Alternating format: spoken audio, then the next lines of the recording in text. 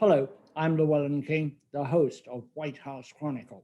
Today we're going to look at COVID-19 and its possible relationship to a long-standing and terrible disease that we have touched on this program from time to time, myalgic encephalomyelitis, known more commonly as chronic fatigue syndrome. The two have a lot of symptoms in common. The long haulers, those who do not recover fully, tend to have many of the same indications that people suffering from ME do. My guest today is Oved Amitay, who is the CEO of the Solve M.E. CFS initiative. He's a pharmacologist who has been the CEO of this very important charity for a little over, about 8-9 months. Welcome to the broadcast, Oved. Thank you. Explain, first of all, what we know about myalgic encephalomyelitis, and maybe as a second, why we know so little. Yes, well, it's a great question. I'll start by saying that both names, myalgic encephalomyelitis, which is more difficult to pronounce, and chronic fatigue syndrome, which is easier to pronounce, but both are probably not doing a very good job at helping us understand what this disease is all about. So maybe I'll just take a moment to describe what's behind those names. So clearly, fatigue is one of the main symptoms of this disease. But this is not a fatigue that would be addressed by a refreshing rest or sleep. What we're talking about is a profound exhaustion that very often is triggered by some sort of exertion. So the other symptoms that we talk about is what's known as post-exertion malaise, which is really just a different way of saying that any type of activity that is a little outside of what's normal for that person would lead to really a depletion of energy. So this is not kind of the just getting tired. This is something that people experience usually throughout their lives. And it is also accompanied very often by some kind of a impairment on cognition. For instance, it could be difficulties to concentrate, difficulties in memories, and things of that nature. So all of those symptoms, and very often many other aspects, including sleep disturbances, they really are the hallmarks of the disease. So as you can probably understand from this description, it is quite difficult to put a complete diagnosis, and it's not easy to do that. This kind of disease has been seen for a long time, very often after viral outbreaks. What are you recommending now? How do we study long-haul COVID, and what do we learn from chronic fatigue syndrome that can be applied? Are they both diseases of the immune system? Yes, so this is one of the most fundamental questions, and so we know that, as I said, that myalgic encephalomyelitis or chronic fatigue syndrome could often be triggered by an infection, very often a viral infection, but not always. There could be other reasons. But the reason that COVID-19 presents such a I was going to say opportunity, and it's a difficult word to use because this pandemic has been so tragic for so many people. But from a research perspective, this is a unique opportunity for us to study what happens. What happens when a viral infection triggers an immune response. And I think, as you suggested, this is probably one of the very first steps to understand what goes wrong. There is something about the immune response in some people that, for reasons that are not fully understood, does not subside after the infection is cleared, and it seems like people continue to fight the infection, although we can't always find COVID-19 or other viruses there anymore. So this is the time for us to really look at the immune response of people as they either recover or not. And I believe that that will really hold the clues to this mysterious disease that has been eluding us for so many years. What is the role of government in this research? ME, for short form, for myalgic encephalomyelitis, has been with us for a long time, but it became very prominent and we became aware of it in the middle 1980s with an outbreak in Nevada and an outbreak in New York State, which had all the symptoms of something very contagious, but it turned out not to be, except the people directly involved in the hundreds have been ill essentially ever since. But not a lot of government research went on. It was very modestly funded, about $5 million a year, some years. Now we're going to get a lot more government money. How is that going to be directed? Are they going to look only at the COVID-19 patients, and are you going to be trying to get scraps from that table, or are you going to be at that table? That is very, very important. And, starting with the past, I think that we should learn from the past. And certainly in other outbreaks, there has not been a lot of focused research. And frankly, like many other aspects that COVID-19 exposed in our, the deficiencies in our healthcare system, this is one of them. If we had paid more attention in the past, and if we had done the kind of research to understand post-viral diseases, I'm confident that we would have been better prepared for this pandemic. But we are where we are, and I think that now there is the will, there are the resources, and certainly we have the scientific tools to study COVID-19. The money has been allocated by Congress at the end of year, specifically to the NIH. So there is $1.15 billion for long COVID research, which the NIH is now directing. And I think that everyone understands that there is a lot of history. ME, CFS, other diseases could be very helpful in looking at the right questions with regards to COVID-19. So there has to be a concerted effort. We are at the table. We're going to continue to be at the table and to advocate for the kind of a broader research into these questions. We cannot ignore what has been done in the past, and frankly, if we do it correctly, it will benefit probably not only long COVID and ME/CFS, but other diseases as well, such as dysautonomia, potentially other diseases that were also not fully understood until now.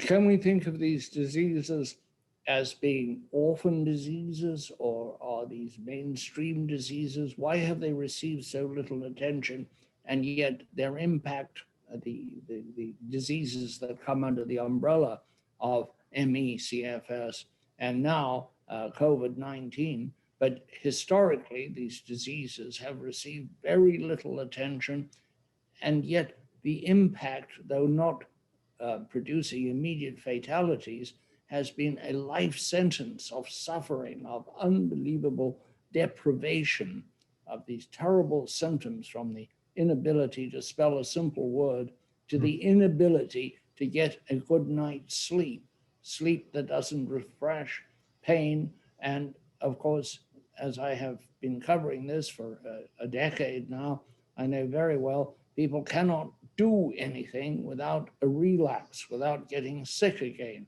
going out to dinner, watching a movie, something like that. How is it that this has been so ignored? And now, of course, we hope with COVID it will not be ignored anymore. But how is that, Oved? So orphan diseases in the US have a legal definition. So a disease is orphan if the population is less than 200,000 people. So I think that unfortunately the ME/CFS community is larger than that. Probably not everyone is diagnosed correctly, but from a sheer perspective of the epidemiology of the numbers, This is not an orphan disease, but what this disease is very similar to orphan diseases is in the sense that it is very difficult to diagnose it. It is poorly understood. It's been ignored almost entirely by not only the mainstream medical community, but also by industry.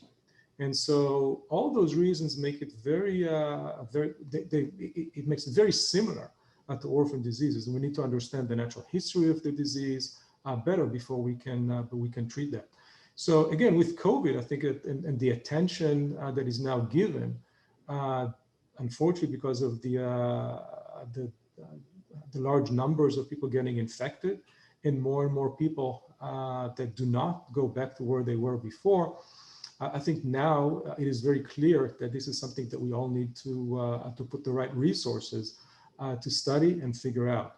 The economical impact of ME/CFS has been estimated before COVID to be in the range of $50 billion a year.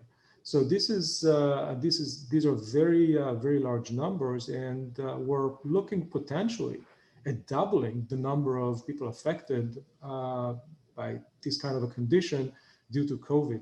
So the economical burden is staggering, and of course the personal pain that you described so well must lead to very purposeful actions from the entire community, the government, and industry. Tell me, please, something about the organization you head, its mission, how it's structured, how it's funded, and what it seeks going forward. Yes, so Solve was originally created as a patient support group at the time where there was very little known and the disease didn't really even have a name. And over the years, we've focused primarily on advocacy at the federal level to dedicate more funding for ME/CFS research and to support researchers and research opportunities through our organization that we do primarily by raising money by donations. So we're fully supported by the community. And we use the funding that we do have both to try and attract researchers to come to this field, which, as you said, was not very active, and we'd like to encourage people to apply their scientific knowledge and skill set and join this community, and also by providing research tools such as a registry, which is really the idea that we can create a large database, and big data could be used to identify patterns, potential triggers, and targets for treatment. So these are the kind of things that we're involved in. We are a small organization facing a challenge that is field wide. So it's certainly bigger than what one organization can do, but we're really committed to work with others to make a difference. And you're based in Los Angeles. The organization is based in Los Angeles, and of course, now most of us are unfortunately working remotely, which actually does open the possibility of collaborating with people not only across the U.S. but around the world. I think COVID does create some opportunities that we did not have before. What about the motivation of the pharmaceutical industry? Big pharma, as we call it. Is it always motivated only by a profit goal? Is it always looking for a pill that can become very profitable and very effective? I've heard them criticized. Of course, they're getting some praise at the moment because the speed with which they've developed vaccines for COVID, but over the years, they've been criticized for being financially driven without a regard to the larger issues of medicine and public health. I think that to a certain extent, that criticism is obviously justified. These are for-profit organizations, and so they have their motivations. But I don't think that this is really the reason that they didn't enter ME/CFS up until this point. I think that this is clearly a large need, and therefore there's a potential for this to become a valuable proposition from that perspective. I think that the reasons were mostly not being able to understand the disease. And so I think that industry was not involved, not so much because of financial concerns, but just because of the inability to describe the patient population and to describe the disease in such a way that they could study it and develop treatments. And these are the kind of things that now I think we're changing. And as I said before, COVID-19 potentially could be the time where we finally understand, immune changes and other aspects that have a direct link to targets. In other words, those specific things that we can develop therapies against. And so I think that it's not just the financial aspect; it's the way to conduct studies, and I think that now we could be in a very different place. For the benefit of our listeners on Sirius XM Radio's POTUS Channel 124, you are listening to White House Chronicle. I am Llewellyn King, the program's host. My guest today is Oved Amitay, CEO of the Solve M.E. CFS initiative. White House Chronicle airs nationwide on 200 television screens and worldwide on Voice of America television and radio in English and translated into Chinese. We are now available as a podcast on Apple, Spotify, Stitcher, or your favorite audio platform. If you would like to receive my weekly columns by email, just email me at llewellynking1@gmail.com. You used to be a researcher to work at the bench, developing compounds, medicines. How do you find the difference between doing that and being an administrator, which is essentially what you are now? Yeah, well, it's certainly this is a big difference, and being in the nonprofit environment is clearly quite different. But I think that the sense of urgency for me stays the same, and I felt that when I knew that I was working towards a particular therapy. For one disease, and I feel that now, especially when you talk to people who are affected by ME/CFS, and by the way, long COVID as well, and you hear the challenges and you hear how it affects people's lives, and so ultimately the motivation remains the same. This disease will be resolved. Both of these diseases we're discussing that seem to have a lot in common will be resolved in due time by young people who are in the universities now, who are just beginning their careers as doctors, clinicians, and as researchers. What should we be teaching in the universities?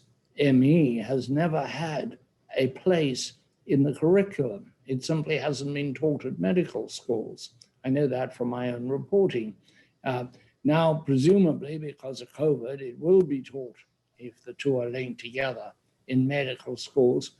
But how do we attract these young minds into research and not into practicing medicine in some pleasant location? Well, I think that the most important thing is, and I think that the younger generation does that probably better than we do, which is to really listen to what people describe as their experience with the disease. And very often the clues are there. We just often are too close-minded to really listen to what people tell us about their health. And I think that the younger generation does that better. Social media does have a way of exposing things that were dismissed in the past. But you begin to hear that from more and more people, and all of a sudden you start to pay attention to that. So I think that for younger people who are going into research now, the ability to identify things like ME/CFS, which really are experienced differently by different people, but if they listen, they will find those common elements that will lead them to some ideas about what to look for from a research perspective.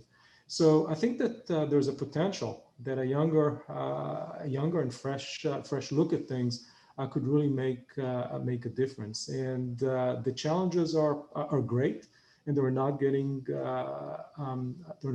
any easier. In my decade of broadcasting and writing about ME, CFS, I've been struck by the fact that the only people I see, either in my reporting, in my interviewing, attending conferences, meetings, etc., are people who look like me, white people.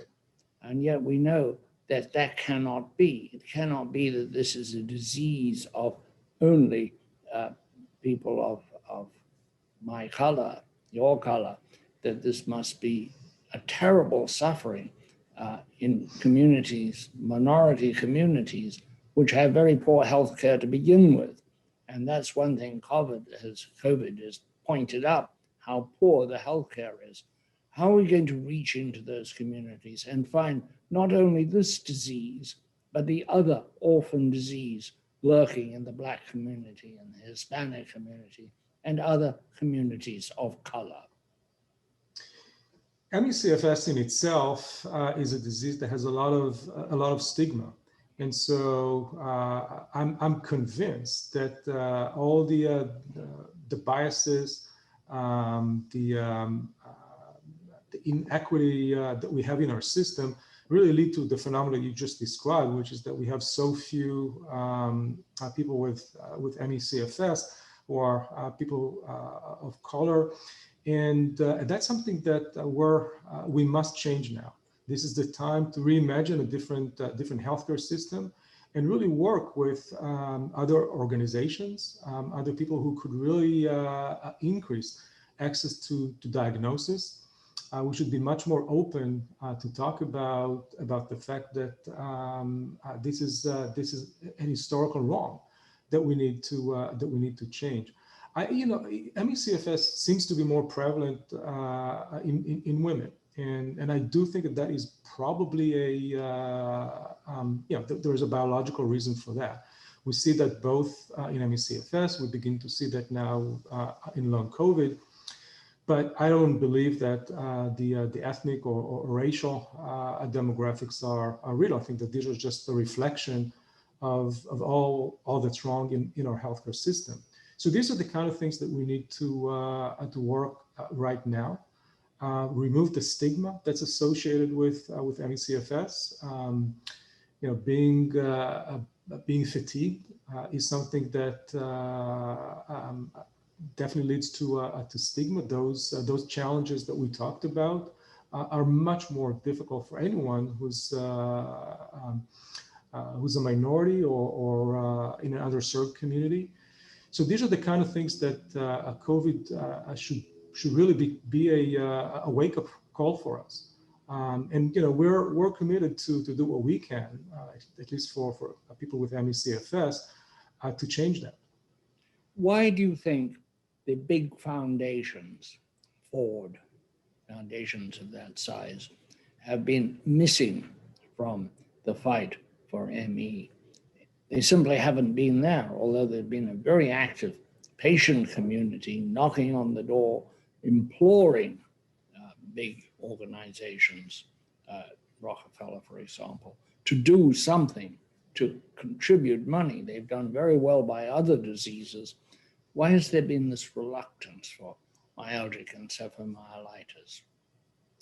Yeah, I come back to what I think is the invisibility of the disease, and very often, when you talk to people with ME, they will tell you that they hear very often that they hear the comment, "Well, you don't look sick," and I think that's really part of it. Is the fact that it is invisible, it's not noticeable.